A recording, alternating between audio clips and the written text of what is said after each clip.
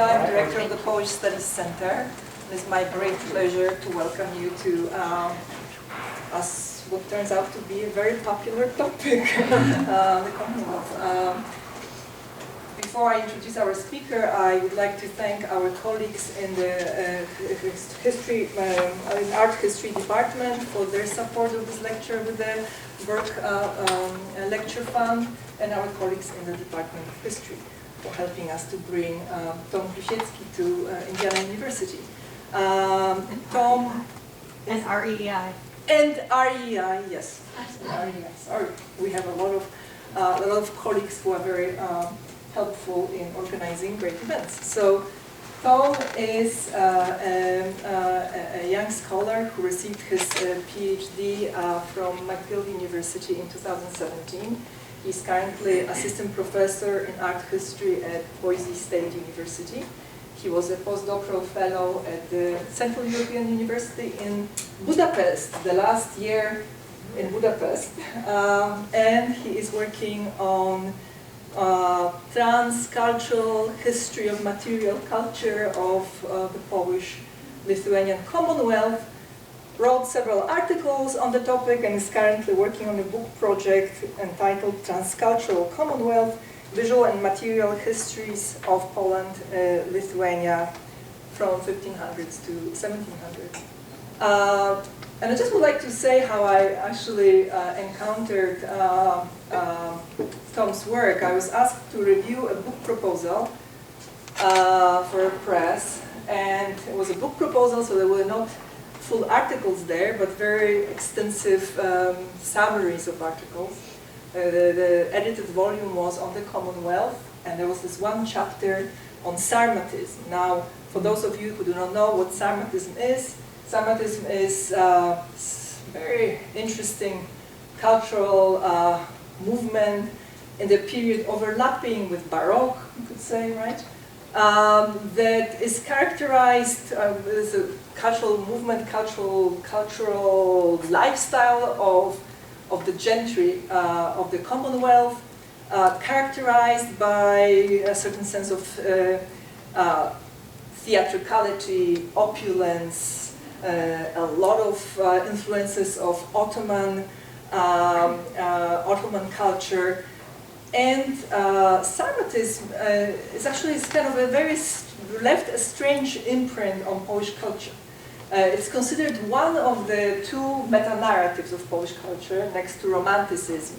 You can see a lot of influences of Sarmatism in contemporary Polish life.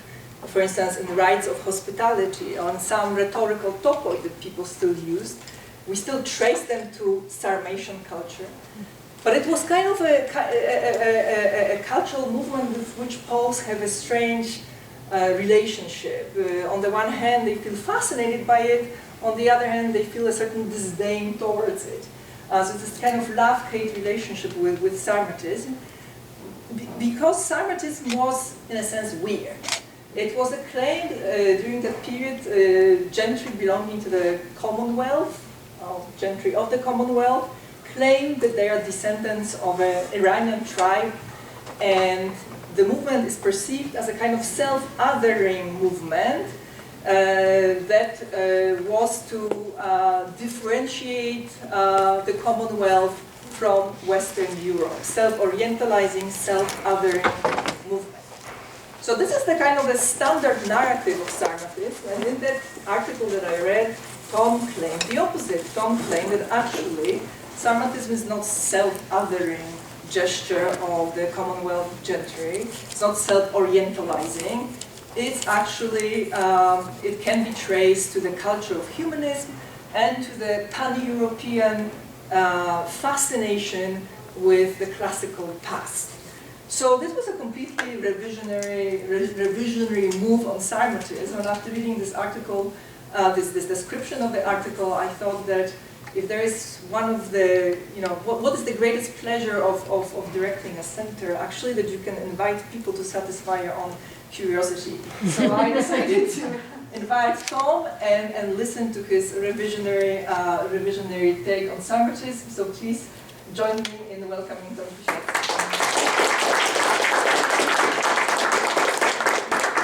Thanks, Jana, for this great introduction to Sarmatism. Now I don't have to say anything, you've already done it all.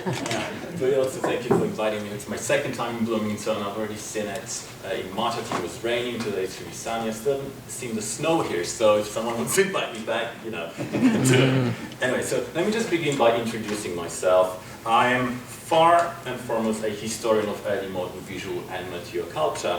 But I'm also a historian of Eastern Europe, Poland-Lithuania to be more precise, as you can see from the title. And this focus on Eastern Europe, as many of you will know, could be both a blessing and a curse. You know, because on the one hand, I get to study one of the most diverse, most interconnected and complex places in the world in that period. But on the other hand, Eastern Europe has always been placed on the periphery of historical study, and bringing it closer to the mainstream is really a very, very difficult task, you know, for a number of reasons, one of them being the very few opportunities for proper training in this field. I mean, unless you want to study the Soviet Union or modern Russia, but if that's not the case, then it's kind of hard. But I must say that this relative marginalization of Eastern Europe is precisely what attracted me to this field, because that perceived marginality of the region stems partly from its geographic location on the edges of a geopolitical unit that we now call Europe. But you know, if a region, if a polity is geographically on the edges of one world, then logically it opens itself up onto other worlds, at least theoretically. And so by the same logic, it can serve as a contact zone, a transfer point, a place where different worlds meet, clash, and grapple with each other, right? And so if we look at Eastern Europe from through that transcultural lens, then it's no longer that kind of peripheral manifestation of European civilization, but rather this very interesting social-cultural space that in its economy, in its politics, and its demographics is not entirely commensurate with Western Europe. And so, you know, it's becoming really more and more difficult to include it in the grand narratives of European history unless we actually get to change that grand narrative itself. And so for starters, you know, in places like Poland-Lithuania, there's no colonialism, there's no monopoly capitalism, the two socioeconomic foundations that are allegedly responsible for the demographic and cultural diversity of Western Europe, but we still have that polity that is very much exposed to all those foreign commodities and population flows. It's really one of the most heterogeneous polities in Europe in that period. And so the question is what to do with Poland-Lithuania's diversion from that more familiar Western European pattern of development. And so I want to answer this question today through several case studies, all of which really require non-conventional answers. So before I move on to my sources and my argument, let me briefly introduce to you the Polish-Lithuanian Commonwealth. So Jana has already done it, but let me just say a few more words about it. So in political terms, it was this huge, vast confederate polity that emerged from the union of the Kingdom of Poland and the Grand Duchy of Lithuania that happened in 1569.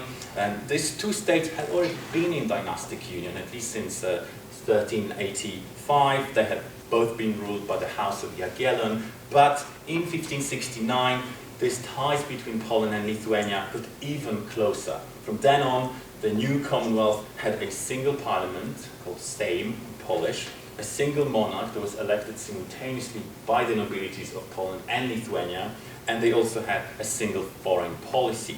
And in this form, the union really survived for over 200 years. It only collapsed in 1795 when it was partitioned between Austria, Prussia, and Russia. But during its existence, the Commonwealth really had one of the most diverse populations in Europe. It was a truly multilingual, truly multi-ethnic, multi-confessional polity. And geographically speaking, as you can see from this map, the Commonwealth was sort of wedged between Western Europe to the west, Muscovy to the east, and the Ottoman Empire to the south. So we've already established it was a very diverse society, but crucially, partly because of this location, it was also a place with a very heterogeneous material culture. and it really experienced a very high influx of foreign artifacts from basically all over the place, but particularly the Ottoman Empire. And so in my current book project, this is exactly what I do. I mean, I study how these foreign artifacts were appropriated as supposedly local cultural forms. I also study how, paradoxically, they actually helped Polish-Lithuanian elites develop and maintain a sort of locally bound sense of self.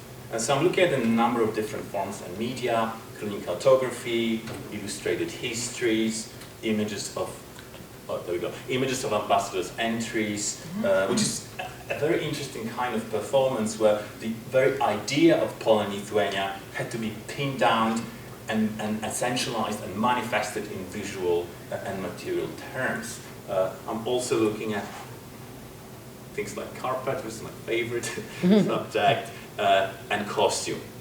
So let's actually take costume as an example, because to most people it looks really weird. It looks very un-European, and that's because Polish-Lithuanian nobility actually embraced Ottoman fashions already in the 16th century, and by the 17th century they really began to treat this costume as the country's allegedly native heritage. And this shift took about 50 years. The sources for it are surprisingly abundant, the sources for that shift, and here's one of them. So this is Marton Zombor, a Hungarian traveler to Poland, and on his second visit he was quite surprised to see that Polish fashions no longer differed from those of Hungary. So he says, Polish male garments once differed from Hungarian. Today, one can only see a few differences, for both parts delight in Turkish dress. So clearly something happened there, right? And then if we move forward by 15 years, we'll see statements such as this one, in this case expressed by Jerzy Ossoliński, who was ambassador to Rome in 1633. And so when reporting on his journey before the Sejm, before Polish-Lithuanian Parliament, he says this: I did not wish to forego the dress of our forefathers, by which purely means Ottomanesque dress, the likes of which you can see in those two etchings by Stefano della Bella. And that kind of costume by then had really been indigenized as native in Poland-Lithuania. So now Ottomanesque costume appears sort of timeless, right? One gets an impression that it had always been worn in these parts. Although it was just a sliver on the vast timeline of cultural history, Poles and Lithuanians now believed that Ottomanesque costume, or as they call it, Polish costume, had been an ancient heritage with a far-reaching past.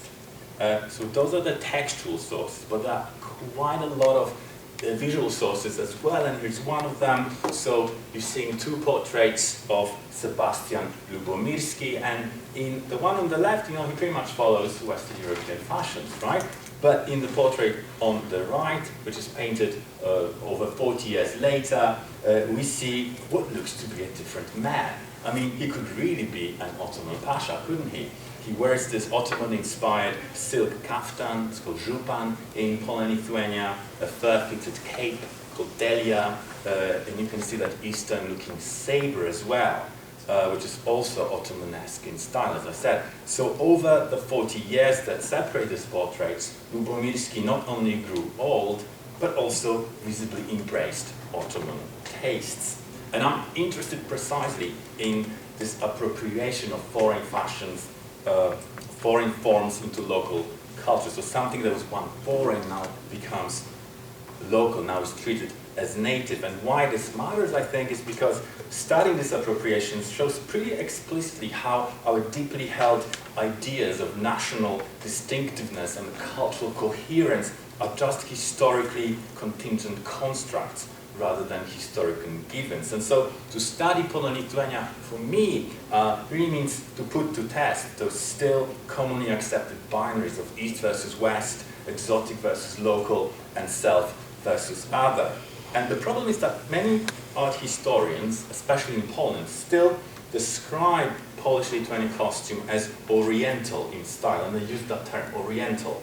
But really to place Polish-Lithuanian costume on that east versus west spectrum is I think, to miss the point, because Poland-Lithuania was this very dynamic, very adaptable culture that doesn't really fully fit into those conventional divisions between east and west.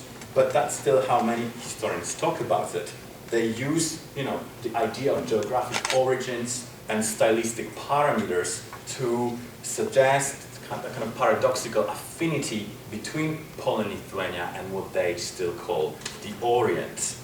So it would definitely not be, it would definitely be fair to say that this whole idea of assimilation of Ottoman fashions in Poland-Lithuania has received quite a bit of scholarly attention, at least in Poland itself, but two important questions have not yet been fully answered. And so one question is how to understand that seeming paradox of adapting exotic or Islamic fashions for the needs of a predominantly Christian political nation. And then the second question is how could something that's relatively new be identified as timeless or native without even raising an eyebrow among the nobility of Poland-Lithuania, right? So I want to offer answers to these questions, and let me just begin with the first question of Orientalization.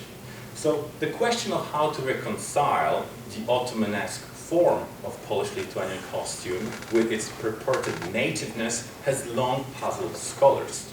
Art historians have traditionally explained the partial similarity of Polish-Lithuanian costume with that of the Ottoman Empire by claiming that the belief in the so-called Sarmatian origin of the Commonwealth gave its citizens a sense of their Eastern origin. This claim first gained wider currency in Polish academia in the 1947 book, very important book, titled Genealogy of Sarmatism by art historian Tadeusz Mańkowski. In this book, Mańkowski makes a connection between Polish-Lithuanian adaptation of Ottoman fashions and the staging of Poland-Lithuania as a continuation of ancient Sarmatia, which is this ancient land that's written by people like Ptolemy and Strabo and those other classical authorities. And for Mańkowski, Sarmatia is an eastern land inhabited by a quintessentially Eastern people. And he goes as far as to assert that Poles, and that's a quote, looked to the East, and he really means the Islamic East, as the cradle of their nation. According to Mańkowski, this belief resulted in the Orientalization of Polish costume and material culture. Seeking reasons for this cultural development, Mańkowski introduced a completely new term into art history, Sarmatism. Now, he doesn't really invent the word, he actually takes it from this 18th century periodical called Monitor, but the way he uses the term Sarmatism as some kind of cultural formation that is manifested through material culture and through costume and through art, I mean, that is something quite new. So he's really the author of that term, at least in art history. And really to this day, many scholars follow Mańkowski's theorizations, and particularly art historians, cultural historians, and literary historians, claiming that the gentrist culture was rooted in their imagined Eastern origins. Myriads of books and articles have since been written on Sarmatian culture, Sarmatian art, Sarmatian portraiture, Sarmatian ideology, Sarmatian cuisine, Sarmatian lovemaking, and many other things. Sarmatian. All these books make the assumption that early modern Poles and Lithuanians saw their deep past somewhere in the Middle East. Mańkowski's argument, however, makes many assumptions that find no confirmation in historical sources. Presupposing that early modern Poles and Lithuanians had our modern understanding of the ancient Sarmatians as an Iranian people, Mańkowski in fact anachronistically applied the philological and archaeological knowledge of his own day to Polish-Lithuanian epistemologies. Although, according to Herodotus and Strabo, Sarmatians inhabited the Pontic steppe and were related to Scythians, and while Tacitus compares them to Persians, none of the early modern Polish-Lithuanian historical narratives that were actually read by the Polish-Lithuanian nobility explicitly states the Iranian extraction of these peoples as Mankowski would have it.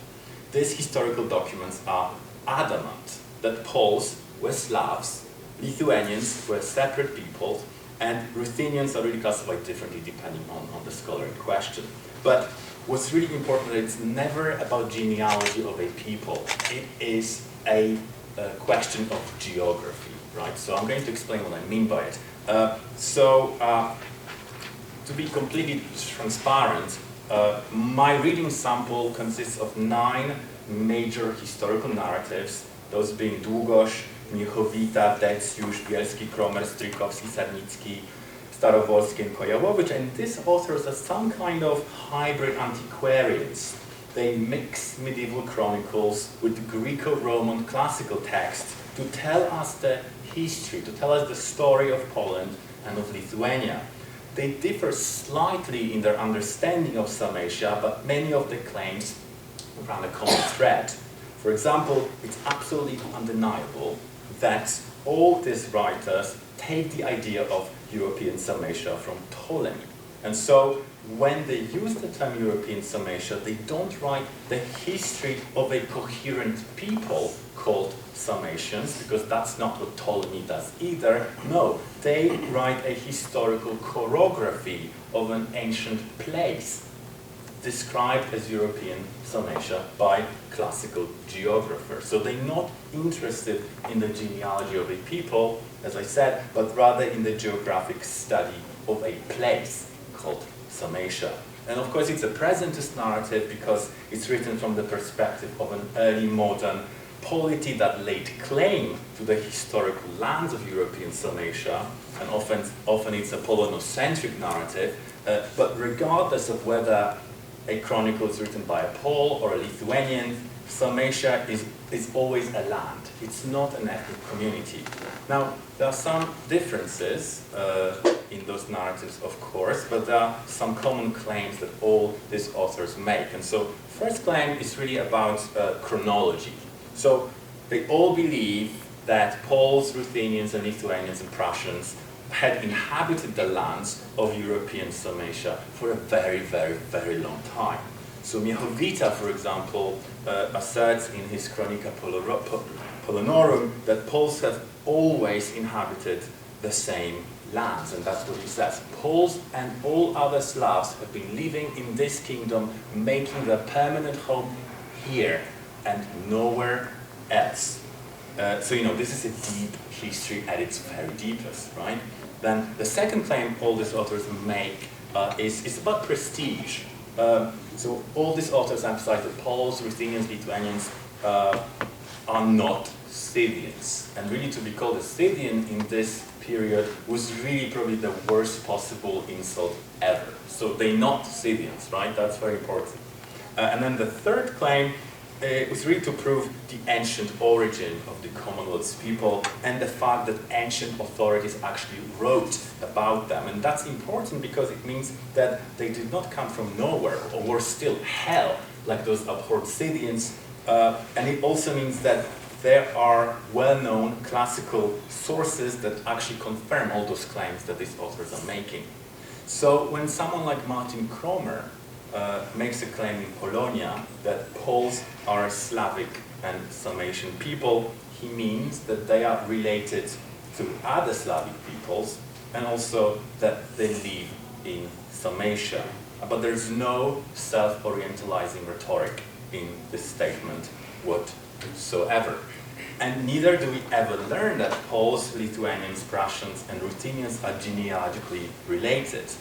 This theory is only a 20th century reading of early modern chronicles, which superimposes narratives written for the consumption of Polish nobility and the court on the narratives produced in Lithuania, Ruthenia, and Prussia. And so, really, so much has been said on the anachronism of this reading. For example, Jakub Niedźwiedź has written very convincingly on the polocentrism of the Sarmatian theory, which of course is a modern Polish construct that he claims goes back to Romanticism.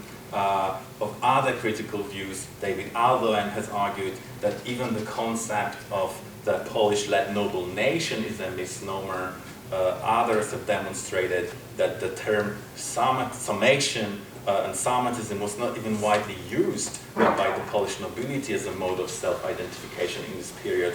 And you know, really suffice it to say that the author of one of the most famous noble diaries, Jan Chrysostom Pasek, he actually never mentions the concept of summation unity.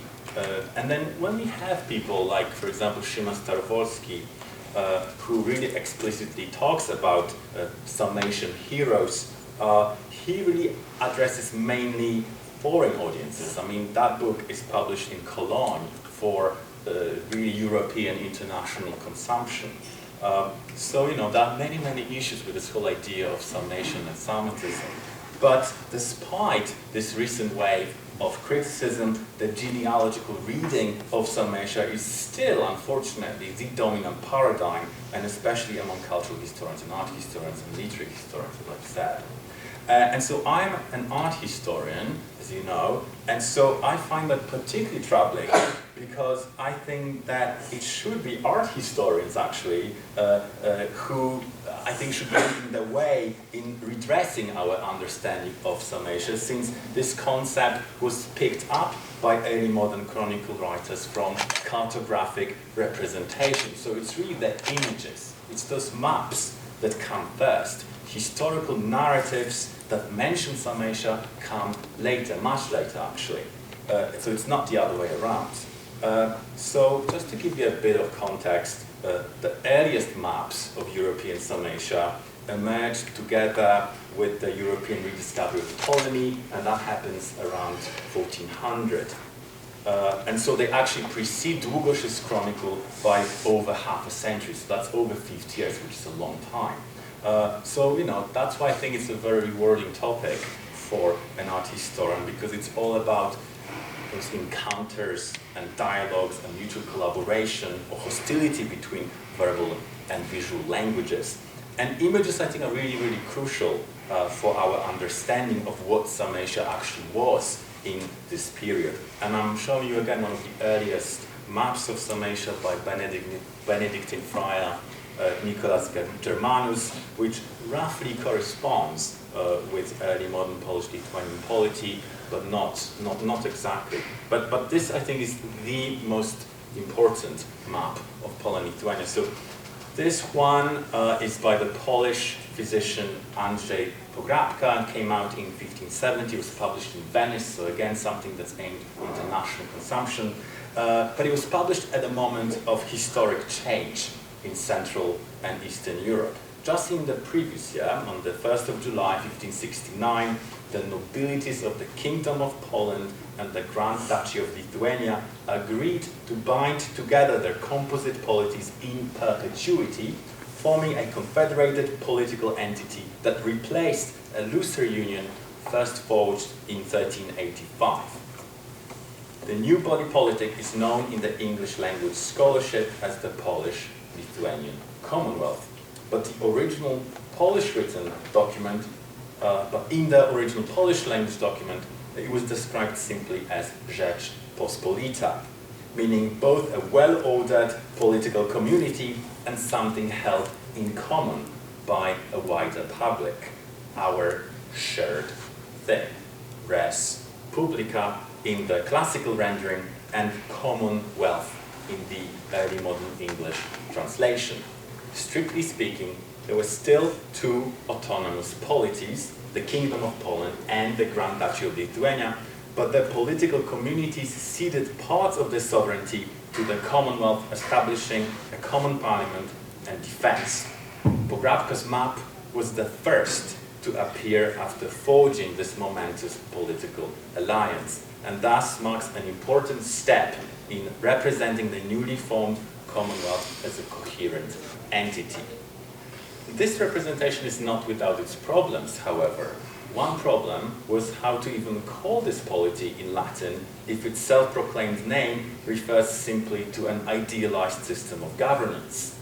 Commonwealth, or its cognates such as republic, did not render the composite character of the Polish-Lithuanian Union, and given that most cartographic depictions of Poland-Lithuania were produced and consumed in Western Europe, the meaning of the Commonwealth would have likely been lost in translation. Pograbka's choice to call the Commonwealth European Sarmatia was an answer to these concerns. Rather than drawing on the potentially contentious current events, especially the status of Lithuania within the Union, Pograbka posited a much longer history for Polish-Lithuanian lands by mapping them onto cartographic divisions from Ptolemy's treatise Geographia. Backed by the authority of the celebrated Greco-Roman geographer, European Sarmatia served as an ancient corollary for the lands that lay between the Vistula and the Don, not only giving them a sense of historical unity and giving impetus to a greater association between the otherwise diverse peoples, but also marking their place firmly within all those other European polities with a claim to classical heritage. Using an ancient geographic concept and applying it to an early modern polity, Pograbka not only solved the problem of presenting a new Commonwealth to international audiences, but also claimed for it an allegedly illustrious past. He did not, however, and that's very important, he did not create a Sarmatian identity for the entire Commonwealth. Neither did he stipulate a genealogical connection between Polish-Lithuanian elites, nor did he even address Polish-Lithuanian audiences, at least not as its main goal. Pograbka's map was, after all, a cartographic representation of territory. It did visualize the constituent lands of the Commonwealth, and it did claim a trans-temporal unity of this territory, but it did not say anything substantial about its people. Now, so I'm sort of pressed for time, so I don't really have the time to talk about the developments of Polish-Lithuanian cartography, but I just want to show you a small selection of sources. So again, here's the really first, the earliest surviving map of the Commonwealth. And this is a strange one because it's a map of Sarmatia that includes Poland-Lithuania, but it also includes places like Muscovy and Crimea. So it simply emulates Ptolemy's concept of this area, but makes no claims to commensurability with any modern polity. And that's really what these early maps of Sarmatia do. They are simply recapitulations of classical knowledge. And so here's another one of those maps of Sarmatia. And this one is called a modern map of Sarmatia. And by modern, they really mean that it's been updated to include the modern polities within its territorial scope. And so that's why we have places like Hungary, Poland, Ruthenia, and Prussia in one single map. So again, there isn't any unique link between Poland, Lithuania, and European Sarmatia in this particular map. Is another one. This one was likely revised by Bernard Wapowski, who is often called the father of Polish cartography. And again, this European Sarmatia is a purely geo-historical notion. And even the first map of European Sarmatia was actually published in Poland-Lithuania. So this one is published in Krakow in 1526. And also by Wapowski, this map still covers places like Hungary and Wallachia and even Muscovy. Because when Polish cartographers like Wapowski or Grodecki, when they want to represent Poland-Lithuania, they would simply call it a map of Poland. That's really what they do. And then there are, of course, all those other maps of, all those separate maps of places like Prussia, Lithuania, Ukraine, and other parts of the Commonwealth. And here's a very interesting one. So this one is from 1596, published in Antwerp, and it's particularly interesting because it maps the most important ethno-linguistic communities within the Commonwealth as separate peoples. So now we have Poland, so Poles have their little place in the world, Prussians have their own little enclave, and then Podolians and Ruthenians and Lithuanians, they all have those separate entities. So the author clearly had informants in Poland-Lithuania, or he read Guagnini or Cromer or some other Polish-Lithuanian chronicle. But really it was Pograbka's map that for the first time conflated explicitly Ptolemy's European Sarmatia with Poland-Lithuania. It's the first map that treats Poland-Lithuania as the only modern successor polity to the ancient European Sarmatia, and this is exactly what Pograbska's European Sarmatia does. It inscribes the realm of King Sigismund II within the contours of European Sarmatia, and so it does this very important thing. It turns an abstract thing, territory, into an image that can be shared, an image that can be memorized, an image that can be cherished. And this is an image that conceives of European Sarmatia as a single political unit, really for the first time. Importantly, however, Poland-Lithuania, throughout its existence, was a composite political unit.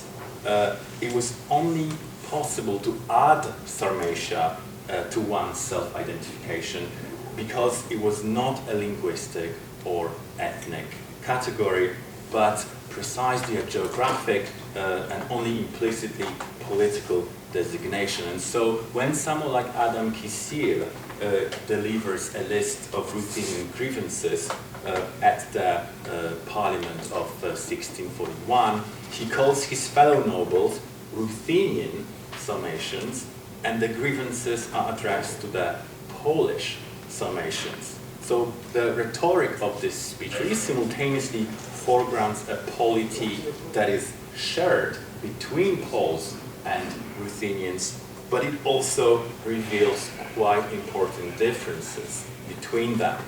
They are not a single united people, but rather two separate peoples who inhabit a connected geographic, political, and cultural space. And that's really what Sarmatia is. It is a space of interconnectivity. That's really what it does rhetorically. And so, although European Sarmatia was a phantasm conjured up by the early modern followers of Ptolemy and other Greco-Roman geographers, it nonetheless provided a useful, classically inspired moniker for conceptualizing connections between the elites of Poland-Lithuania in spatial terms.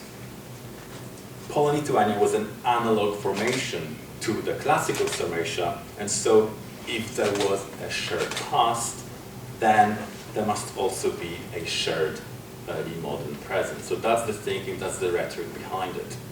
And this is really the rhetorical function of Sarmatia, to act as a spatial container of a dualistic polity comprising two composite states and at least 4 different peoples.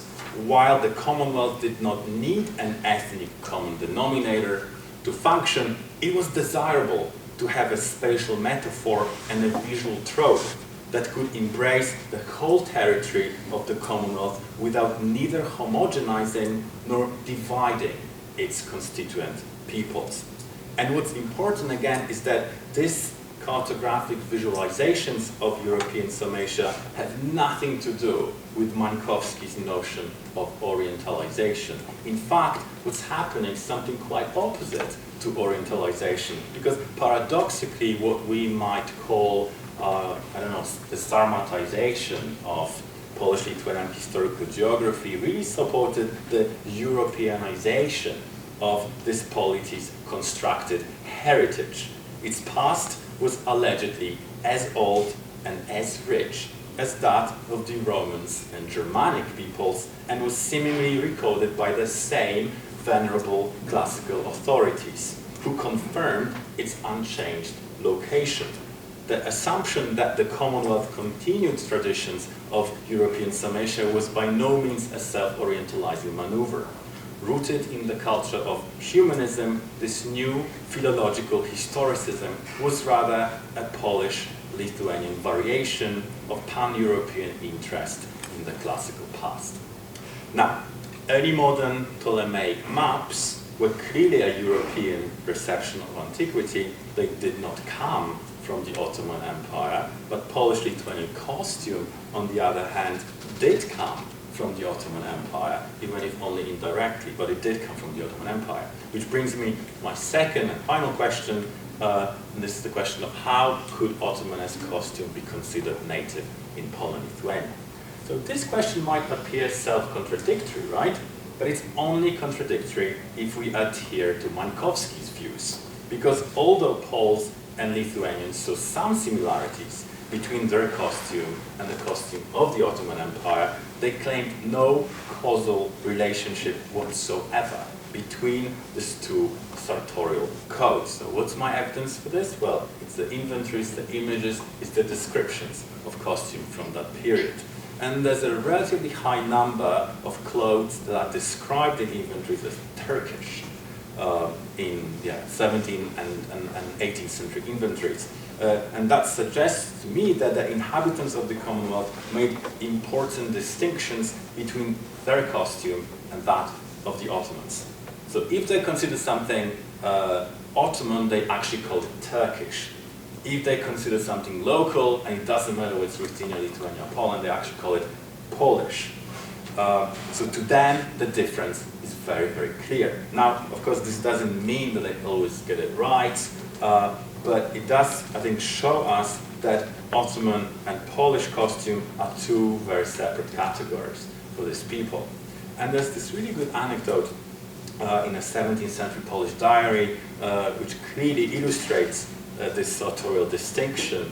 So describing the return of the Commonwealth nobility to their homes after the victorious Battle of Kotyna, ahead of me, in which the Polish-Lithuanian army defeated the Ottomans and took booty. Jan Chrysostom Pasek tells the story of a particularly showy young nobleman. So that's what he says.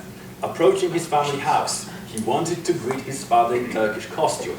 He thus, dressed in Turkish costume, from top to bottom, mounted a camel, and having made his servants wait in the village, went to the manor. The elderly father walks down the front yard to see neighbors, while some monster enters through the gate. The old man crosses himself in terror and takes to his heels. The son, seeing his father's fear, chases him, shouting, "Wait, dear man, it's me, your son." But the father runs away even faster. He then falls ill from trepidation and soon dies. So, it's a very, very sad story. But it's also a very telling story, because the old man's dramatic reaction really indicates quite well that he did not recognize his own son, thinking instead that a Turkish warrior was invading his estate. The Commonwealth nobility's alleged sartorial affinity with the Ottoman East clearly did not hold up in this instance. Indeed, the Commonwealth's Ottomanized costume by no means conveyed a sense of cultural connection with the East. In fact, most textiles used for the production of these clothes were made in Italy and elsewhere in Europe. And so here's another telling quote from Starowolski's Polonia, and that's what he says. Usually we use foreign fabrics, mostly German, Flemish, French, English, Spanish, and Italian. So clearly, Starowolski highlights affinities with Western Europe in this passage. The Eastern provenance of Polish-Lithuanian costume is overlooked entirely. So you can see that this costume is really framed as local and European by extension in this period.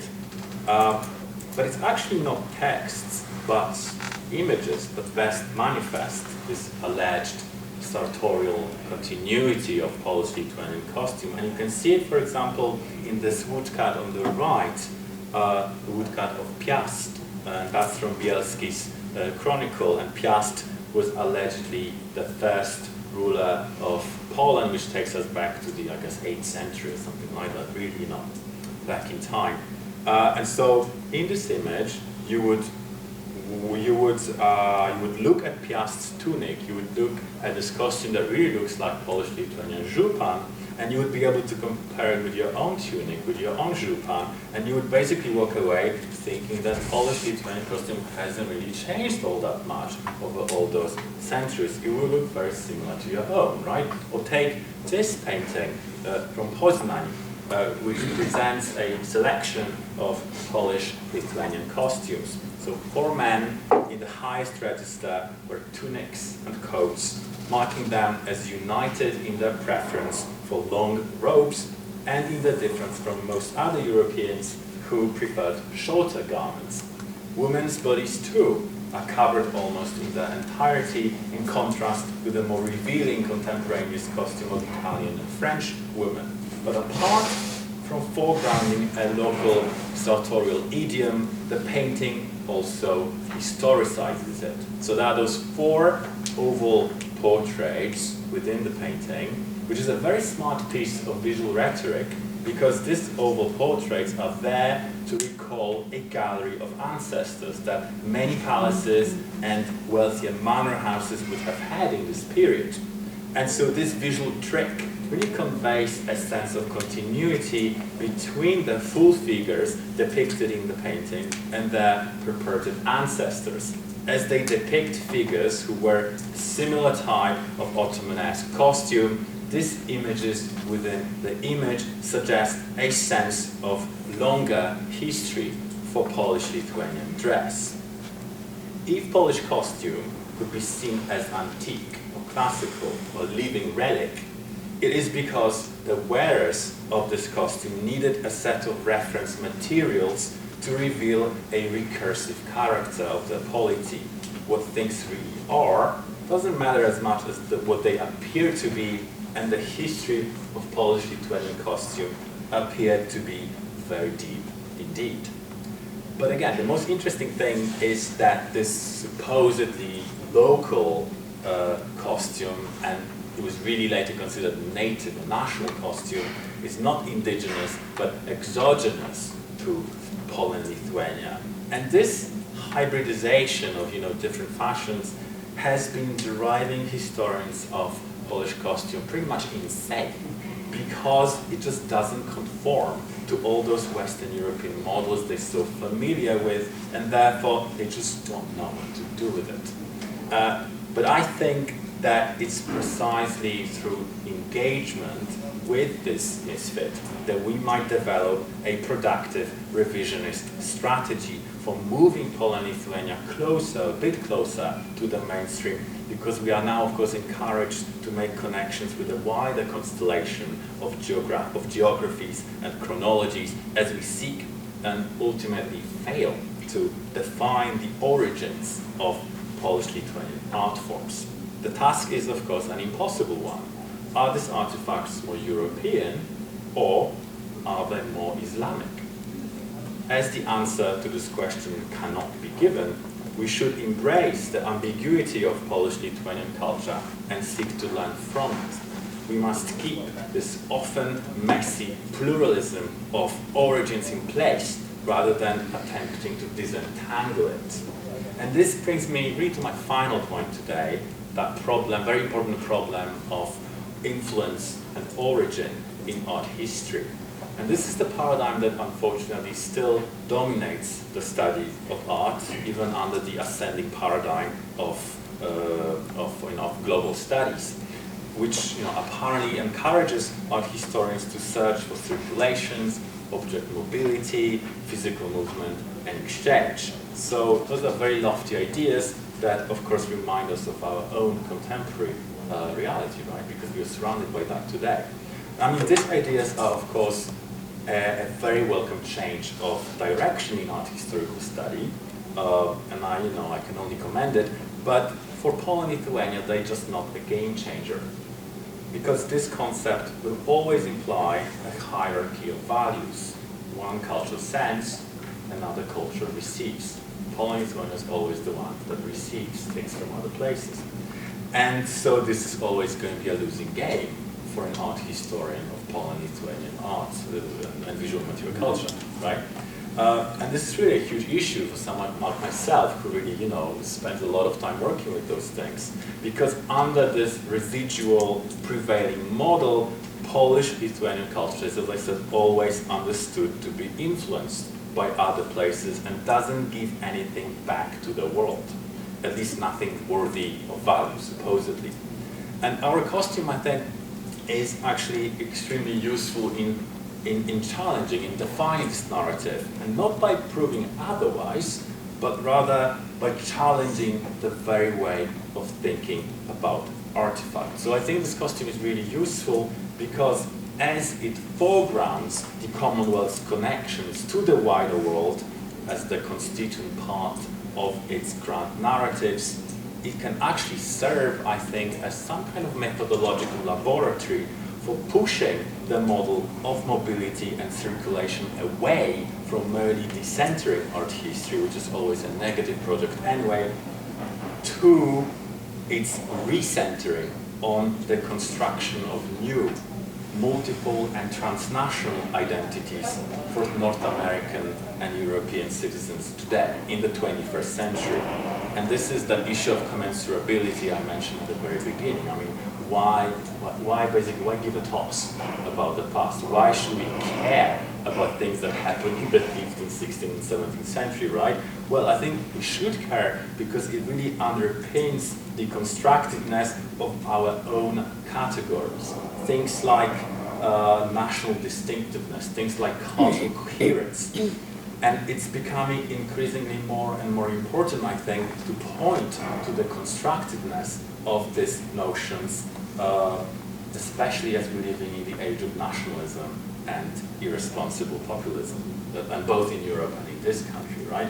And again, Polish-Lithuanian costume, I think, is really, really useful in challenging those right-wing ways of thinking about culture, because it really demonstrates that even such an intimate process as trying to understand, trying to comprehend the specificity of one's own context could actually be shaped, and in many instances was shaped and is still being shaped by transcultural flows and their legacies.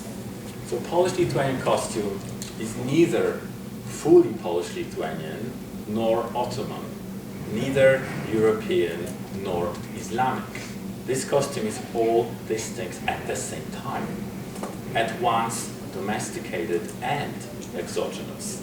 It does not emerge from a prior point of cultural purity or authenticity, but rather shares in cultural expressions that are neither fully new nor old, neither entirely local nor foreign, neither ours nor theirs. It is by no means a paradox that an artifact can simultaneously belong to several cultural worlds. Thank you.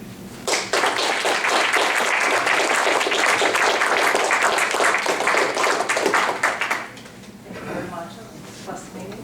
Thank you. Thank you. This is really interesting. So you placed the beginning of this modern discourse of Sarmatism in the beginning of the 20th century, and I was wondering whether you could reflect on 19th and late 18th century, what role did it have? So, it's a very, very important question because, as I said, the term itself does not originate in 1947. I mean, for art history, for cultural history, for literary history, this is when it becomes part of the, the common shared imaginary for this historian. But, the term really originates from that periodical Monitor, right?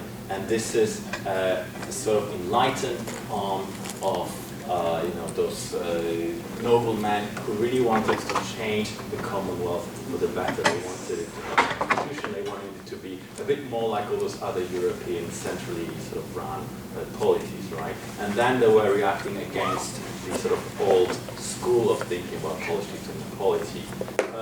And then during Romanticism, and I'm not an expert on that, but during Romanticism you had that whole debate really continue, and it continues really up until today, which you can learn from Johanna's book, the one that she co-edited recently. So yeah, it's a very, very important debate, and it really interests me that it's really this one book, and I did a lot of research. I could really not see that term Sarmatism being used in art history to talk about the sort of material manifestations of a local culture before that very day. And I also did a lot of work actually looking at different textbooks that deal with Polish-Lithuanian art before 1947, and they actually look very different. You would not see any funeral portraiture, you would not see any images that actually depict the Polish-Lithuanian nobility wearing that kind of really popular costume. No, they all look very Western European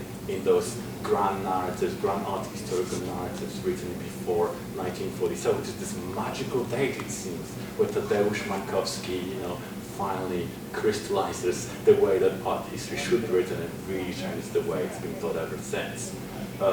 So I just think that that moment, that book, is not really a study as much as it should be for our understanding of how the whole discipline of art history in Poland actually was constructed after the war. I think it really should be read by every single young art historian in Poland today, and also in Lithuania, Ukraine, and all those other successor states of the Commonwealth. But I'm not sure I answered the question. I think your question was more about what was the question? So, got derailed a bit. About the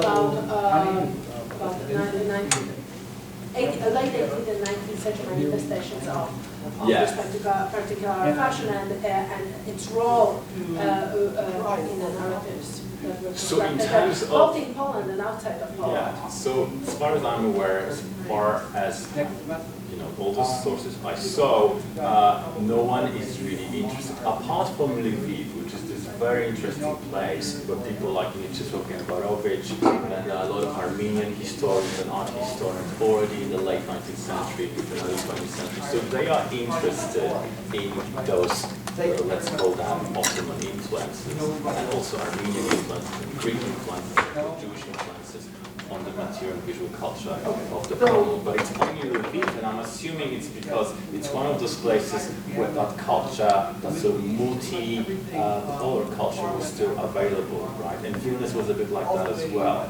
But when you read books on costume, on art, written in places like Poznań, Warsaw, and Krakow, is just not a concern for these art historians or historians of costume. They really just want Poland to look very, very European. And it might, I'm sure it's very different in literary studies. I'm not expert enough to actually talk about it, but it would be a very interesting topic.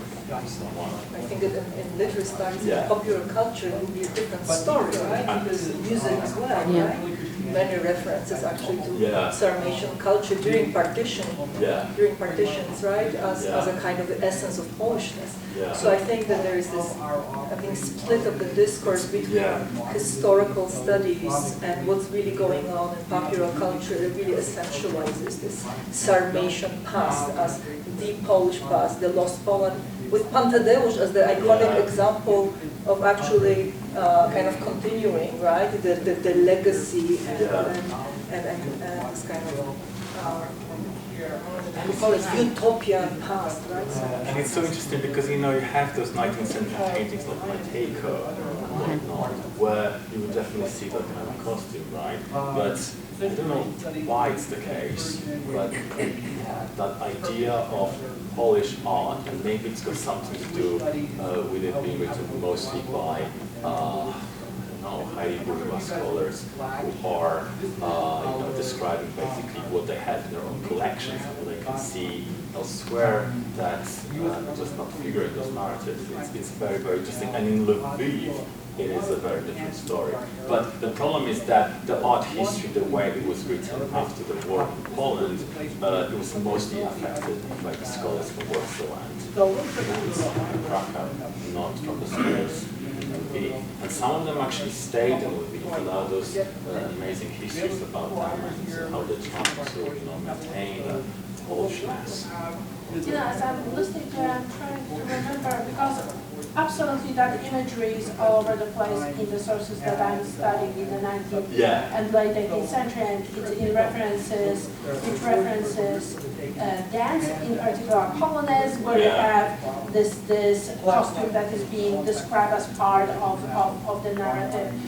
But what I'm trying to remember is whether the term Sarmatism is being used in any of these references, or Sarmata, just that particular. I think so. That's one thing that I'm thinking. The other one is, of course, there's plenty of that in descriptions of others from outside of Poland, and that has been dealt with by Lara Wolfing, that book, but also Liszt's book, so-called biography of Chopin, where he describes Polish dances, and he describes them as exotic, as oriental. That's very clear. I don't know that he uses the term sarmata. So that's kind of two separate things, the presence of that particular image and what it represents on the one hand, and on the other hand, the terminology that you are trying. Yeah, I mean, while listening to this, I've been thinking about another irony, which is to call this costume Ottoman.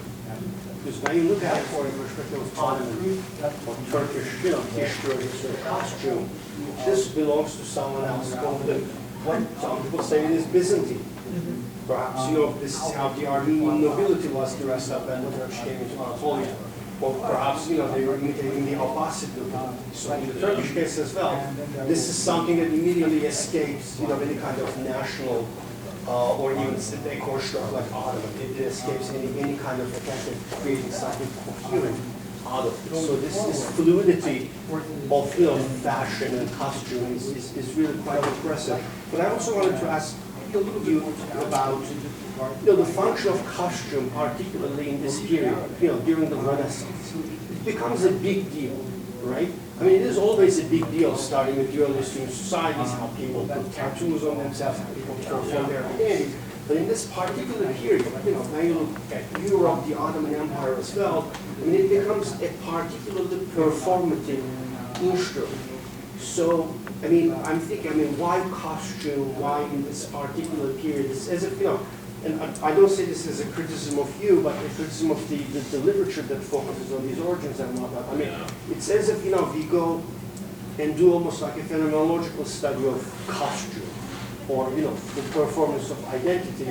That kind of a thing would be more productive. So when I look at it from that particular perspective, the Polish nobility did a great job of creating this, sartorial expression, which to an Ottoman would look familiar enough, but not quite. And it's different than the French. It's like the Muscovites, but not quite. So it really is a super smart way of marking yourself as a social group in time and in space, right? Absolutely.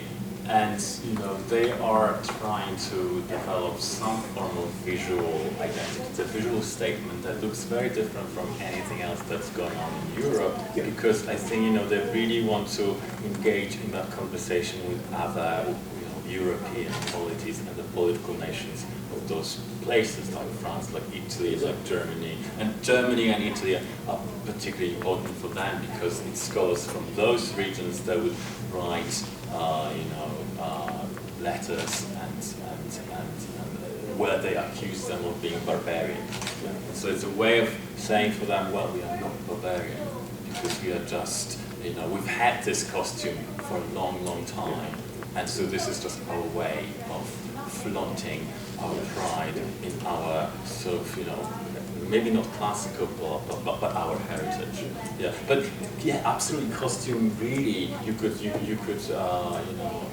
display your identity through costume, and there are many different instances of cross-dressing in Poland-Lithuania, where the same individual would wear different kinds of costume depending on who's the audience for them, right? So you've got Polish kings, you've got many instances of Polish nobility, aristocracy really, during the same day wearing first this kind of Ottomanesque costume to appeal to the masses, to Polish gentry, and then later on they would put on the more, depending on the period, either Italianesque or sort of French costume, because it would appeal to another different ethnic.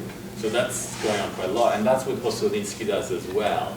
So, it's an interesting event because, in a way, he embodies the Polish-Lithuanian monarch, the King of Poland, because, each new Catholic monarch had to present themselves to the Pope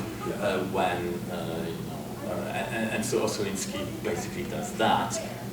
He knows that he's being watched. He knows that different European newspapers are writing about this particular event.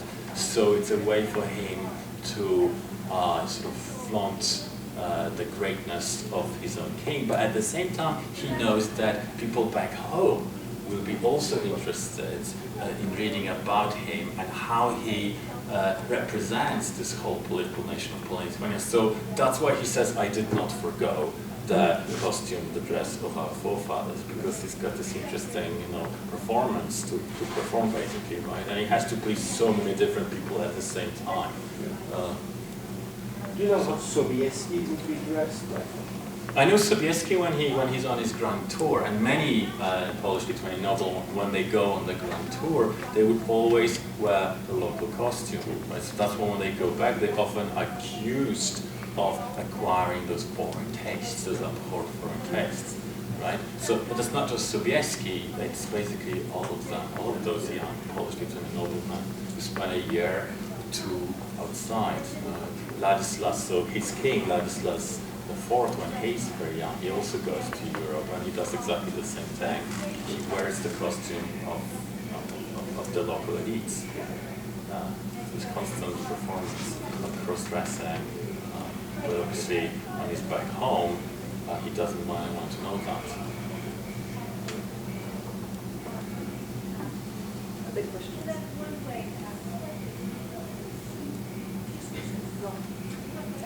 You use in your presentation, that was fascinating actually, but you use two terms like Eastern Europe and sometimes Central Eastern Europe. Right. You see, what's the difference between those two concepts? Yeah, it's a very good question, and it's true because I took it out from a different draft or something like that. But more and more, but let me give you a different answer to that question as well. When I was younger, when I was less developed in my thinking about it, I would always emphasize on Poland-Lithuania being in East Central Europe, right? Because that way I thought I am bringing it back to where it belongs, which is really Europe rather than anywhere else. And the more and more I study this region, the more and more I think about where Poland-Lithuania was, I'm actually less and less certain. And so by choosing the term Eastern Europe, I guess the reason why I'm doing it is because I'm just using it strictly in geographic terms. So, and that's why I would never capitalize it. As I write, I would always keep it in the lowercase, because I just don't want to make that claim. I don't want to say that it actually doesn't matter in this period. I mean, as Larry Wolff has convincingly argued, this whole idea of Eastern and Western Europe really only developed in the late 19th century. It's because of people like Diderot, like Voltaire, who really make that ontological, epistemological difference between these two parts of the continent. I mean, that's not entirely true. I mean, you do see terms like Eastlings, Easterners, when you study the Dutch Baltic Company, when you study the English Eastland Company, those terms are definitely used. I mean, there's definitely some kind of thinking of Europe as a civilizational spectrum, and places like Prussia and Lithuania in particular, oh my God, but Poland as well, they are considered, especially by the Italians and the Frenchmen, as slightly less civilized, that's for sure, but you don't have that binary yet at that point in time. So, I don't know why at some point I decided to go for Eastern Europe, but I mean, geographically speaking, that's what Poland-Lithuania is, right? I don't think it is possible to give a satisfactory answer to that question. I don't think it is possible. Eurasia. Yeah. Eurasia, well, Eastern Eurasia then. But that's just going to Western create Eurasia. some people. But it's a very good question. I never know actually. I always struggle. I don't know which term to use. And what would you say here? Well, I'm much more from the political science, Right. so if we are talking about contemporary politics, Of course, we then it's very always use different. now the Poland, especially in Yeah. Central Europe, not in the Eastern Europe. I always Yeah. get this thing that is by the politics. Yeah. So I was just wondering why, from a historical point of view, and especially when we talk Yeah. about this Commonwealth. Yeah. Yeah. And those self-identifications, even external ones, are not fully crystallized yet, right? And everyone emphasizes that really the biggest division is between North and South in this period, which to some extent it is true, because it is about crossing the Alps as you're on the Grand Tour, for example, right? It's always this very important thing to do, very dangerous. Yeah, but I want to say that even in the political science we are not so clear Right, about this. right. What is the East and what is the South? Right, It's right. very fascinating. Yeah. there was a question. I thought what you said about the maps was absolutely fascinating, and I really liked the idea that Sarmatia is a place that can hold both the Poles, the Lithuanians, the Ruthenians, and I was struck by the map Pogrobka's, in which he labels the linguistic groups. Oh, that one, yeah. Yeah, because no, the one where they're broken out. Yeah. When the yellow sort of borders. Antwerp from 1596. Yeah, that one. Yeah, this one. Right, with the right, that one. Yeah. Because I was thinking about how central both maps and languages are to the Benedict Anderson analysis of nationness, right? And so are we to assume from this that the maker of the map had actually seen texts published in all these languages? It's interesting because, and so that's actually the case with Kromer's Polonia. Kromer's one of those historiographers I mentioned. He specifically wants a map of Poland-Lithuania to be included in the volume. Oh. So there's definitely a thinking there that in order to better understand or have a fuller understanding of the text, it's desirable to actually have a map, a physical map, within the volume itself. And I am absolutely positive that the reason why a lot of those discourses develop is because those humanists, those historians actually saw the maps. You know, there's this whole movement after Ptolemy's treatise Geography is discovered of trying to follow the descriptions that Ptolemy gives and actually producing those modern and classical renditions of Ptolemy. We're actually not even sure whether the treatise, because the reason why it ended up in Florence is because of the of the Greek scholars escaping from Constantinople. So that's probably why they got one of those treatises. So we don't even know whether it came with maps or not.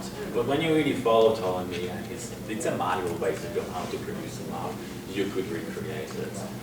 But your question was more about politics and this idea of thinking of the territory geography, looking at it in political terms. Well, I was trying to figure out why languages seemed important to this map maker who almost certainly had not experienced it. So my thinking is that there are two possible explanations. Either that the author, whoever it was, it's in Ortelius' atlas, but I don't know who actually made a specific, who was the engraver. It's either that he had some informants, which is probably a less likely scenario. The most likely scenario is that he just read one of those chronicles, probably by Guagnini or Cromer, because they were in Latin. And in those chronicles, those internal divisions of the Kingdom of Poland, the Grand Nation of Lithuania, are always there. So this is where the author of this rendition could have got his ideas from. And sometimes those maps, and this is from Ortelius, so it was, it could have been, I'm not sure whether it's the case with this one, but sometimes they actually part of a larger atlas. And then sometimes you would have a bit of textual explanation. So there would be an explanation as to why that polity is divided into those regions. I'm just curious about whether it was a phenomenon that was male dominant. It seems that the customization that you've shown is definitely more for males than for females. What was the situation for in terms of females? fashion? Yeah. Let's go back to that.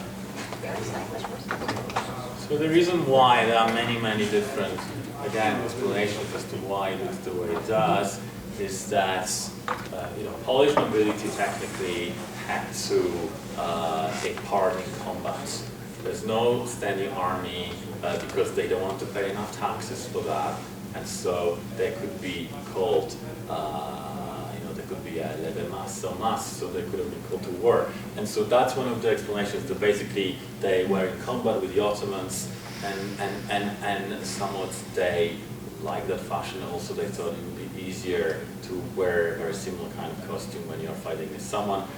It's also possible, another explanation is that the reason why they adopted this costume is because Stephen Bathory, one of the elected kings of Poland-Lithuania, this was his preferred way of clothing, And so it's true that female fashion is more in tune with what would have happening in places like definitely Germany, the northern Baltic, you know, Estonia, basically still German dominated.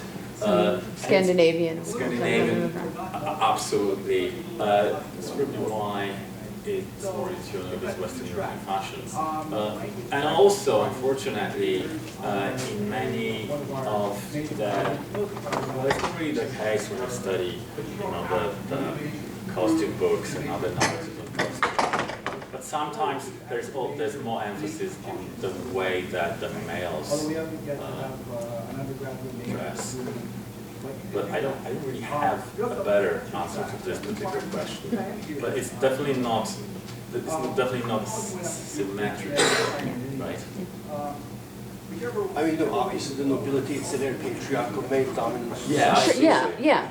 For that obvious reason, I mean, in the Ottoman case, there are costume books, but they always show men because of, you know, the privacy laws, the perception of all this sort of stuff. But, you know, I found this fascinating, and when I look at this, there are also these little subgroups of sub-fashion, like the guy in the, you know, upper right corner, with the leopard skin. Stop with that. He's definitely a warrior. It's a frontier warrior, the likes of which you would see on the Ottoman-Hungarian frontier, or the entire Grand as it was called, and also on the, you know, in what is today called Ukraine. That's neither Ottoman nor, you know, I mean, so it's basically almost like a sub-fashion that was adopted by people who belong to these frontier raiders. So that's the thing in itself. It's something that the Ottomans got from the Hungarians. They added something on top of it, the Poles. And there are some utilitarian reasons. For example, yours trousers. You know, it's probably a cavalryman, so it's more convenient, you know, to wear trousers when you ride a horse. So there are utilitarian reasons, some cultural reasons, and aesthetic reasons, I suppose. Yeah. I have a question about, if I may make myself first, about, again, the origins, I would use this word in quotation marks, of the great career of the term. So, when you're a kid in Polish school, that's what you're taught, right? Sarmatism as the, again, we call it cultural formation of the period of Baroque. This is what really represents, essentializes, you know, pre-partition Poland. I did not know that this career started so late, in 1947, with Mańkowski really bringing it as a kind of, again, the name for a cultural formation. So what I really loved about your talk is that you normativized this Baroque this Baroque fashion, this Baroque lifestyle, out of its queerness and weirdness, and I use it, you know, consciously the word queer, as a queer formation that always strikes us with some kind of too muchness, right? Like it doesn't make sense, right? And when I teach it in the introduction to Polish culture, you know, students are always, you know, curious why it's so weird, and frankly, I never had this kind of normativizing narrative for this, but my question is actually different. My question is the following. 1947, this is shortly after the communist takeover, this is shortly after the Yalta Agreement, this is shortly after Poland losing all its ethnic minorities, basically, right? When we are thinking about it, you know, en masse, right? It loses the eastern territories, it loses Jewish population, it loses its heterogeneity. In 1947, I don't remember where he writes, Mańkowski, he comes out with Sarmatism, it takes like fire, right? And everybody assumes it again enters educational system and so on and so on. Do you see some kind of connection between 1947 and what is happening really to Poland and the great career of the term? It's a very, very good question, and unfortunately, he does not explain. Well, I think. I mean, when you read his pre-war text, there is already a bit of that going on. So he already is really interested in anything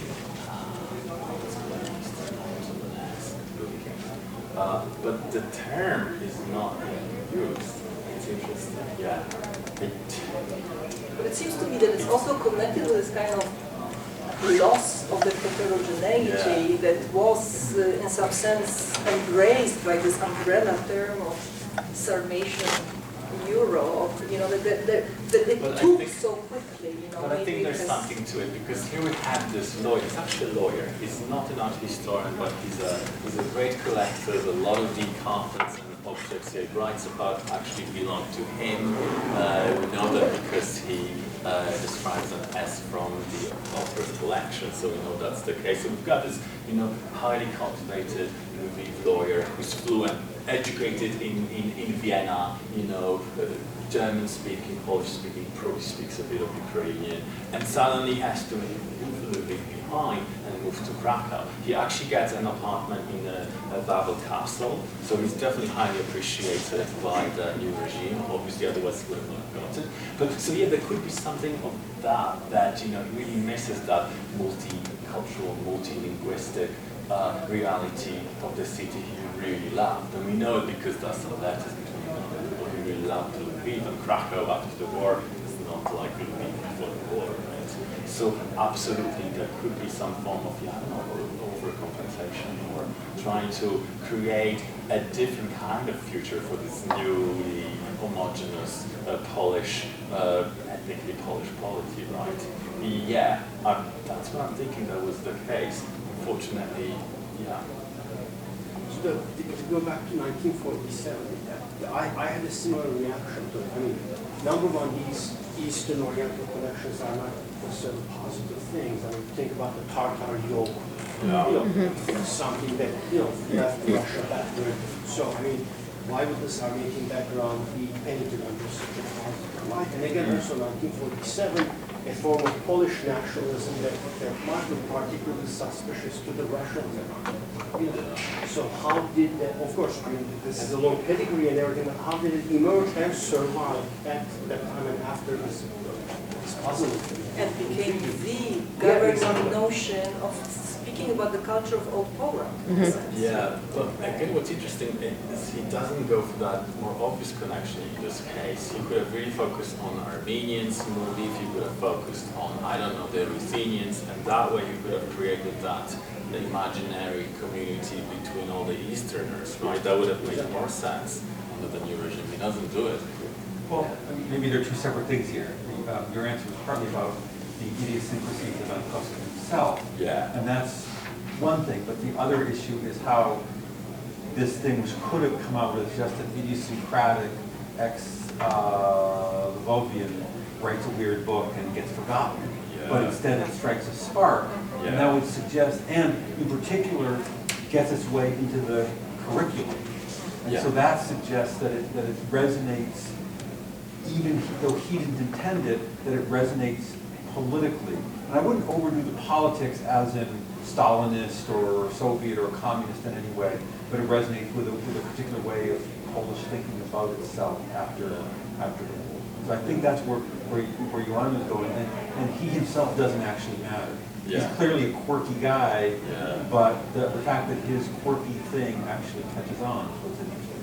Yeah, absolutely. And that's where those neo-romantic strings come in as well. But your emphasis at the very beginning, that was quite good on a multi-ethnic, multi-religious context for this, which is not a romantic, German romantic sense of authenticity, this thing that came out of the nation, but some other set of relationships that brought forth fashion and taste in different ways. Yeah. But when after 47 years, there is that wave back toward romantic thinking, and especially in the post-heterogeneous Poland, where what do you have left? Plus, it kind of allows you to talk about the East without talking about the East. Yeah. Right? You definitely don't want to get into a Bilbo kind of thing. This allows you to kind of cherish an Eastern thing that is not German. And not Russian. Yeah, it's kind of, it's no jumps over. Right? Yeah, hey, it's somewhere else. That's pretty cool. So compensation and projection after all. Yeah. You sold it. Okay, the very last question, I think we will let Tomasz rest. Anybody? More of a comment than a question. So that period that you zoomed in on the 1600s is also a period of tremendous interest and fascination with Janissary orchestras in Poland. And I'm thinking of, there has been some scholarship on that, they have been popular all over the place. And I'm thinking of a particular mention when Jewish orchestra is playing Janissary style performance, and they are dressed in Ottoman clothes. And if you're interested like this is 1630s, maybe something like this. So I can see if I can pull it up, but they're actually describing them. And this is not the only account of the Janissary orchestra, and not only account of the Jewish orchestra playing Janissary music, but the one that is striking is that in Ottomanesque. Oh, that's right. Okay. So, well, Tomasz, do you want to wish to comment or just you take it up? Okay. Thank you very much all for coming. Thank you so much.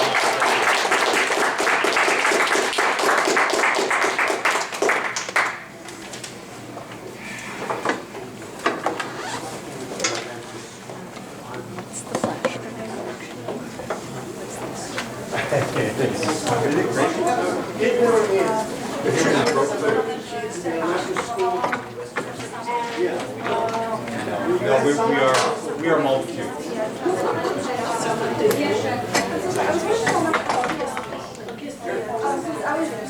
Your questions right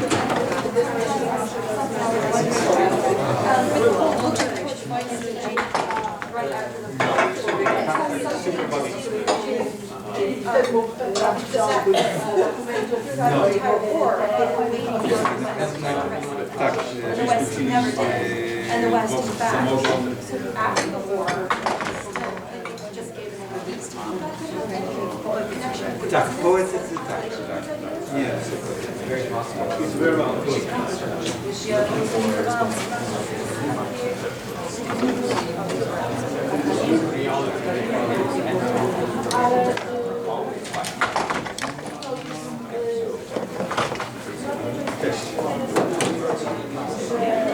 Giles, nice to see you.